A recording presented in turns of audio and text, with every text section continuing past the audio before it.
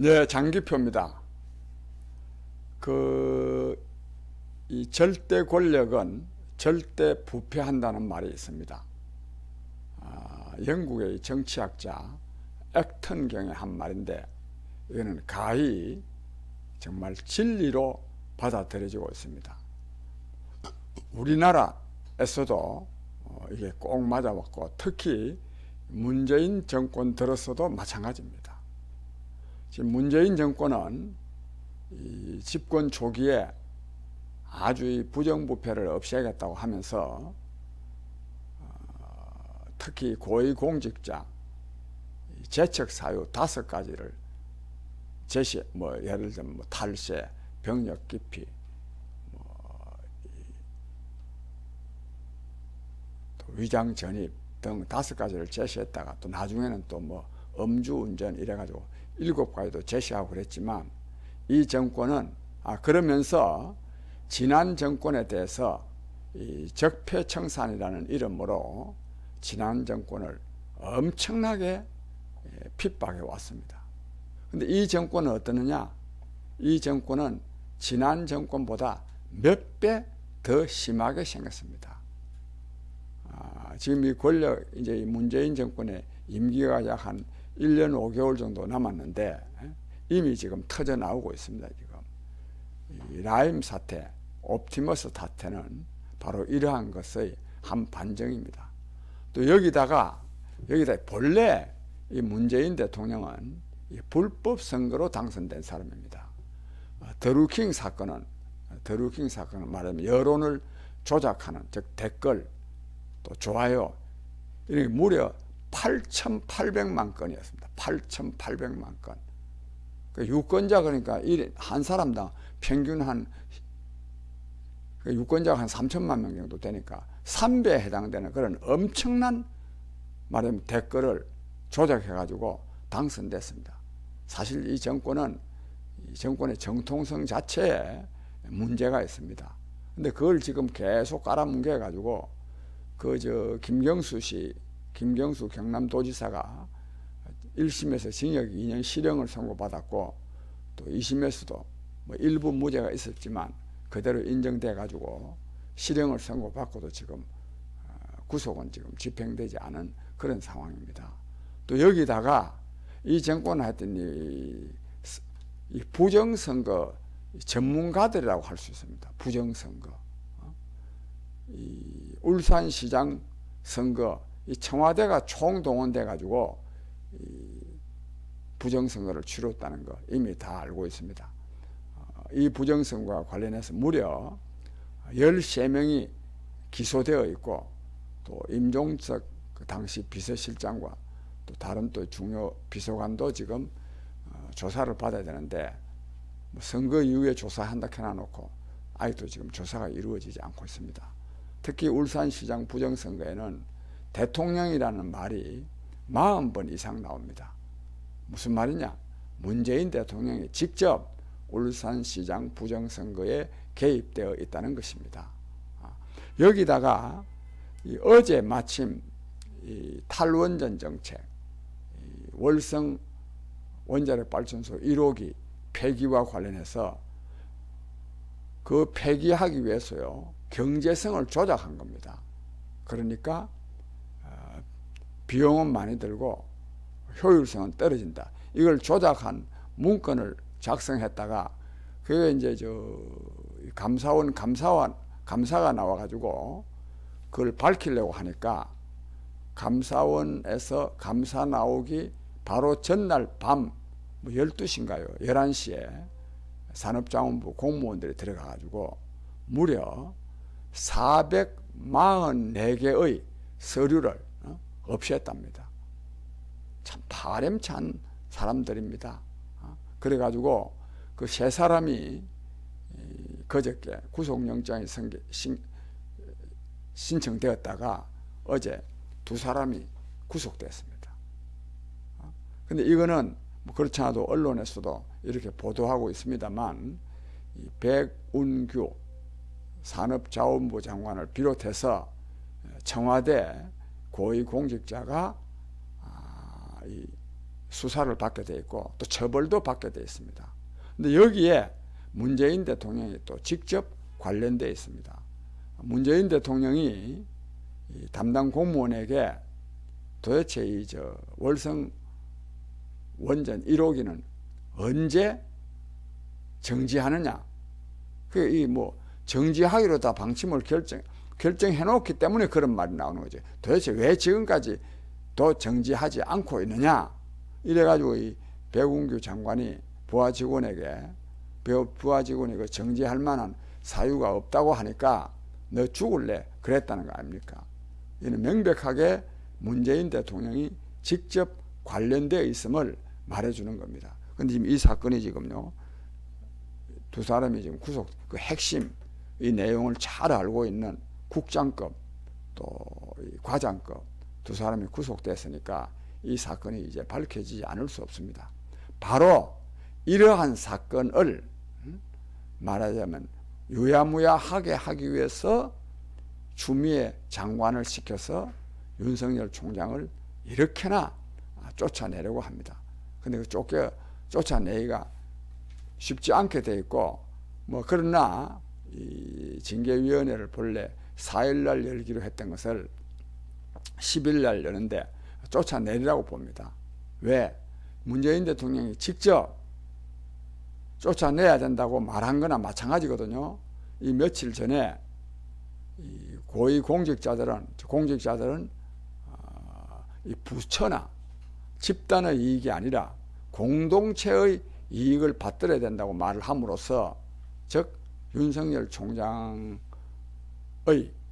그 직무 배제와 징계위원회 해부와 관련해서 검찰에서 반발을 하니까 이건 옳지 않다, 이런 말을 했기 때문에 이거는 윤석열 총장에 대한 징계를, 즉 해임을 강행하겠다는 의사 표시였습니다.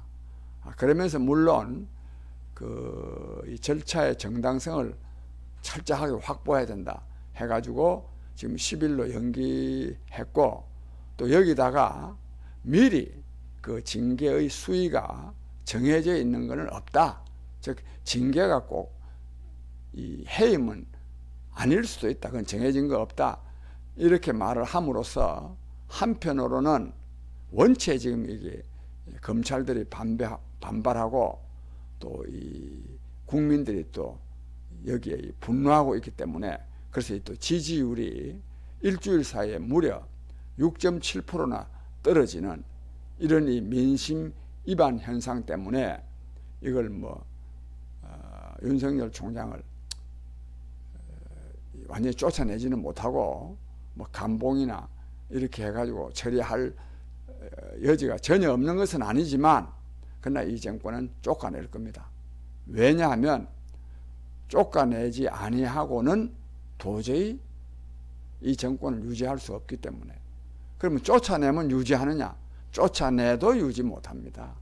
쫓아내도 흔히들 문재인 대통령에 대한 이 지지율 40%를 콘크리트 지지층이라 그럽니다. 즉 아무리 잘못해도 40% 미처로는 떨어지지 않는다. 전에 한 번 39%까지 떨어진 일이 있습니다만, 이는 콘크리트 지지층이다. 국민들이 무슨 콘크리트 지지층이 있습니까? 아주 잘못하면 지지 안 하면 되는 거죠. 문재인 대통령하고 국민들이 운명을 같이 해야 될 이유가 어디에 있습니까? 그 지금 37.4%까지 지금 떨어졌지 않습니까? 앞으로 더 떨어집니다. 앞으로요 30% 밑으로 떨어지면 문재인 정권 내부에서 이탈 현상이 생깁니다. 이탈 현상이 굉장히 많이 생길 겁니다. 특히 이 정권은 더 많이 생기게 되어 있습니다. 지금 박근혜 정권 들어 또 이명박 정권 들어 무슨 국정 운영을 잘못한 것처럼, 그래서 적폐가 누적된 것처럼 했지만, 실제로 박근혜 정부에서 잘못한 게 뭐가 그렇게 많습니까? 이 정권에 비하면 정말로 세 발의 피도 안 됩니다. 이명박 정권 때 뭘 잘못한 게 있습니까? 이명박 대통령이 지금 징역 17년 받았는데, 제가 볼 때는, 저는 사실 이명박 대통령을 좀 알긴 해도 그분의 그 인품에 대해서는 잘 몰랐는데 지내고 나서 보니까 이명박 대통령이 굉장히 깨끗한 정치, 청렴한 정치를 해왔더라고요. 왜? 이분의 이명박 대통령 구속시키려고 또 처벌하려고 이 정권이 얼마나 조사를 했겠습니까? 또 조사를 했습니까? 그런데도 특히 그 22조 원 되는 4대강 사업에서 돈을 만약에 한 푼이라도 먹었다면 그거 안 밝혀지겠습니까? 이 지금 정권, 이 서슬퍼런 정권 아래서 지금 기업인들이 만약에 돈 갖다 주었더라면은 돈 갖다 주었다고 안 밝힐 수 있겠습니까? 그 22조 원 4대강 공사에서 한 푼도 안 받았다고 봐야죠. 그거 이 정권이라 해서 다 밝혀낼 수 있는 건 아니지만, 이 정도로 조사하고도 못 밝혔다면 안 받은 겁니다. 얼마나 깨끗한 정부입니까? 그런 정부인데도 그 대통령을 징역 17년에다가 벌금이 130몇 억이던가요? 또 다스 문제인데, 다스가 실제로 그게 또 누구 건지 저도 잘 알지는 못하겠습니다만, 어쨌든지 이명박 대통령이 당시 현대건설 사장으로서 돈도 많이 벌었고 또 돈이 많이 있고 했으니까 자기 형하고 형제간에 그 다스라는 회사 설립할 때 많이 도와주고 돈도 많이 주고 그랬겠죠. 그걸 물론 공직자로서는 거짓말은 하면 안 됩니다. 그러나 그의 형제간에 주고받아 가지고 형 이름으로 되어 있다고 해서 그게 그렇게나 비난의 대상은 되지만 그렇게나 징역 17년 때릴 만한 그런 사안이 됩니까? 그 다음에 사실 재산이라는 것은 공문서 서류에 의해서 확인되는 겁니다. 어떤 땅이, 건물이, 부동산이 누구 거냐 하는 거는 등기부 등록에 의해서 확인되는 거예요. 회사도 마찬가지입니다. 그 주주 명의가 누구로 되어 있느냐에 의해서 결정되는 겁니다. 그런데도 악착같이 그걸 다스를 이명박 대통령 소유라 해가지고 저렇게나 처벌했는데, 이 정권은 이거는 아무것도 아닙니다. 그래서 앞으로 이 정권이 참 큰일 났습니다. 또 그걸 막아보기 위해서 윤석열 총장 쫓아내고 또 공수처법 제정은 했죠. 공수처장 임명해가지고 공수처를 정상적으로 가동하려고 하지만 이런다고 막아지는 것이 아닙니다. 이런다고 막아질 수 있었다면 역대 정권, 어떤 정권도 다 막았습니다. 이게 더 문재인 정권의 묘혈, 즉 무덤을 더 파는 것에 불과합니다. 그런 말씀을 드리고, 그리고 이낙연 민주당 대표실 부실장 이모라는 사람이 지난 2일 날까지 말하자면 사무실 옵티머스로부터 사무실 집기하고 기정받은 것 때문에 정치자금법 위반으로 조사를 받다가